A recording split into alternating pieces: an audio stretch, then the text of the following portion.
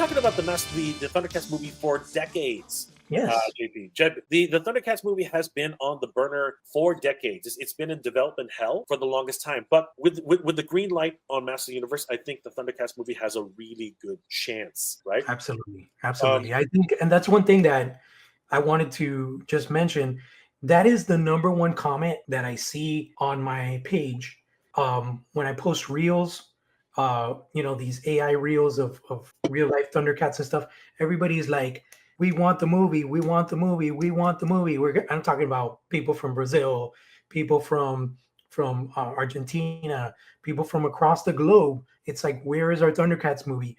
And I forget the name right now, Jay, but wasn't it the guy that did Godzilla Kong that was supposed to be tapped to direct the Thundercats film? Yep, And then yep. that just kind of dissipated into what? Yeah, it's like anything. Master Universe has been on the Master Universe has been announced, retracted, announced, canceled, announced. It has the Master Universe has gone the gambit, right? And finally, out of nowhere, right, we get a director and everything starts to stick. The universe, quote unquote, the universe starts to align, right? And that needs to happen with Thundercats. That needs to happen with Thundercats. Eventually, the stars are going to align for Thundercats. Here's the hot take, JP. Tell me what you think about this, okay? Here's a hot take. Do not do anything on fucking Earth, okay? Stop it. Yes. Don't do anything on Earth, all right? We do not want Earth with Thundercats. Don't do it. I don't want any freaking explanations. Learn from others' mistakes. Yes. I don't want a history of how Thundercats was never on Earth, and neither was Motu. No. I mean, Third Earth, I'm all for it. Third Earth, but Third Earth cannot look anything like our Earth. Oh my God. I don't want to hear how the Thundercats were originally from Earth and they mutated into a different race. Or I don't want to find out. I don't want to find out that they find the ancient ruins of freaking a human civilization on Thundera. I don't want to find out any about that. They're freaking aliens. No. They're alien freaking cats. Okay, they are freaking alien cats. Let them be alien cats. It's absolute BS. If somebody decides to go and say, "Oh, these, they're from Earth," really, it's like, whoa, big freaking reveal. Screw that. That's not Thundercats. No, absolutely not. I think it's there's been some really cool fan casting out there. I don't know you, Jay, but I feel like, dude, Henry Cavill would be awesome as Lionel. But that's if they go live action, right? That's if they go live action. Oh my gosh! Well, here, just not to divert too much from that. But Henry Cavill's already doing an '80s cartoon IP. He's doing Voltron. Yeah. But here's the thing about that, JP. Think about this, okay? This has to be the greatest secret of all time. I haven't they've leaked everything about the Master Universe, everything so far about the Master Universe. We don't know shit about Voltron. We don't know shit about Voltron. We don't know absolute crap about Voltron. It's like the gate. It's like the gates are closed, man. What do you think? Cavill is producing and starring. Do you think he's Keith? Bro, I don't know. Okay, so he's only one of two people. It's got to be. He's either going to be Keith or he's going to be Shiro, right? But Shiro is the Netflix iteration. Right? Yeah. But it's going to be one of those two. What about Lance? The cast is mostly teenagers, aren't they? Like it's a lot of young people. Yeah. I think Cavill is going to be Shiro. And I think that he's probably going to disappear really early on in the movie. I think that's probably that's my.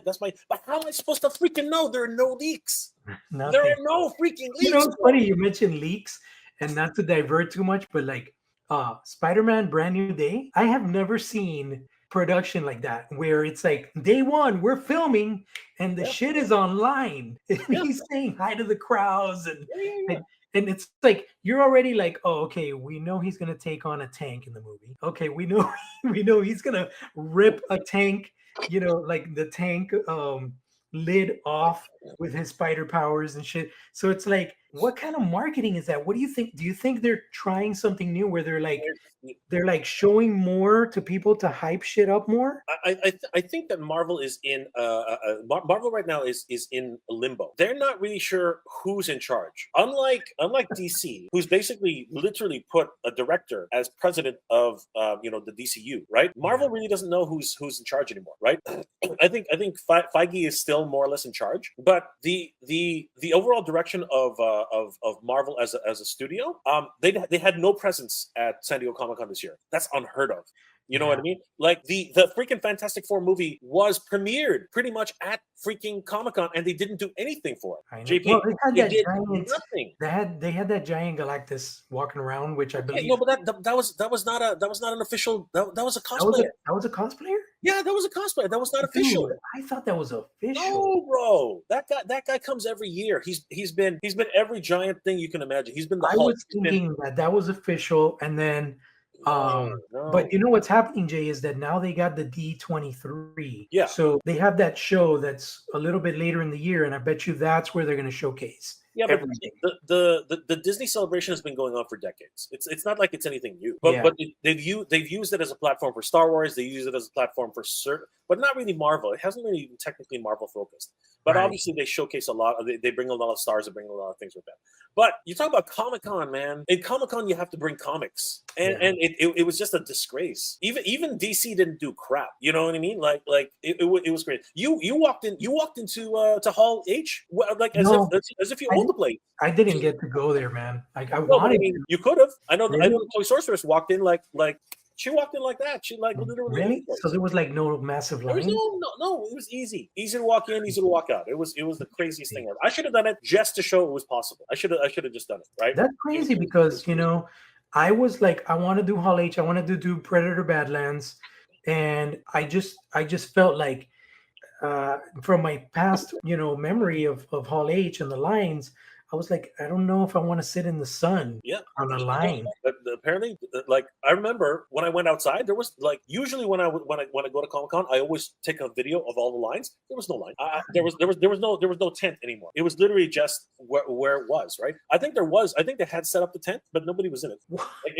Like I don't think so. I don't think so because quite literally, we got there one day and Toy Sorceress said, "I want to go see this comedian, very popular Latino comedian." Right. Apparently, he was doing a bit.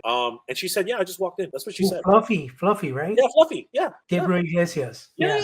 And the place was packed, but she said, "No, I just walked in." Like that's what she said. Wow. So yeah, I think there was a line, obviously, but she literally said, "Okay, Mr. Toy Sorceress, stay here. I'm gonna go get something." Right, and she came back, and that's it. It was easy. Wow. But yeah, no, total disgrace, absolute disgrace. But we're gonna get to talk about our experience at San Diego Comic-Con and what we saw for Thundercats at San Diego Comic-Con, JP. Dad's Bedtime Stories. Fantasy worlds being brought to Earth for budget reasons have killed so many movies, and I totally agree with that.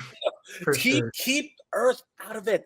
Kids do not need to be coddled. Not in this day and age. They can figure this stuff out. Like, for crying out loud, the fact when they said that they were bringing Master Universe to Earth again, I was like, oh my god! And I'm still rolling my eyes on that, JP. It's still a major issue for me. What are your thoughts about it going to Earth? Like, what's your overall take on that? I mean, it's kind of lazy if you think about it because they're taking inspiration from the 80s film and they're basically doing the whole like Dolph Lundgren type of Motu type of jam piece.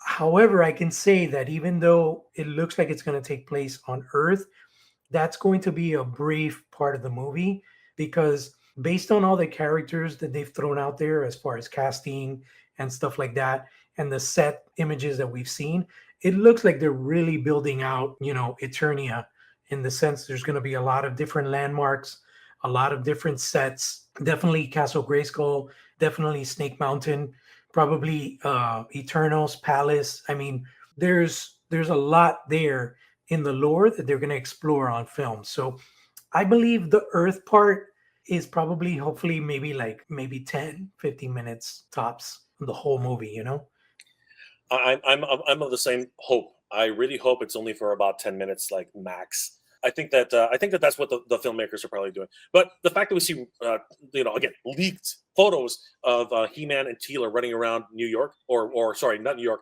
Apparently, Midwestern America is where the Master Universe reside.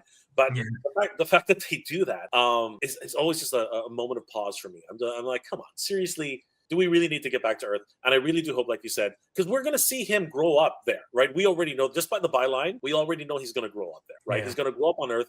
And here's my problem with that. Like, essentially, why would anybody fight for a world that they never grew up on? You know what I mean? Like, I just don't see the connection, right? I feel like they're biting off of Superman, dude. Like, they're probably like Randor and the Queen shipped him out to another planet to keep him safe because he's the hope of Eternia. True. But again, at least, and here's what I'm hoping, because if you look at the credits, okay, spoilers ahead, guys. Spoilers ahead. If you look at the credits of Master Universe, we're getting really off topic with this. But if you look at the credits of Master Universe, Fisto has two names. He has an Eternian name and he has a Terran name. So that sort of, I'm wondering now if he's raised by his Uncle Fisto, right? And his Uncle Fisto tells him stories of Eternia. Interesting. Right? I'm wondering if that's something. And basically, he does know who he is. But you know what? Just like the green crystal for Superman, he gets called to a certain place at some time in his life. He finds the sword and does something strange. Anyway, let's get off of Master Universe for a second, because I know it's Master Universe, Mega J Retro. But anyway, let's keep going.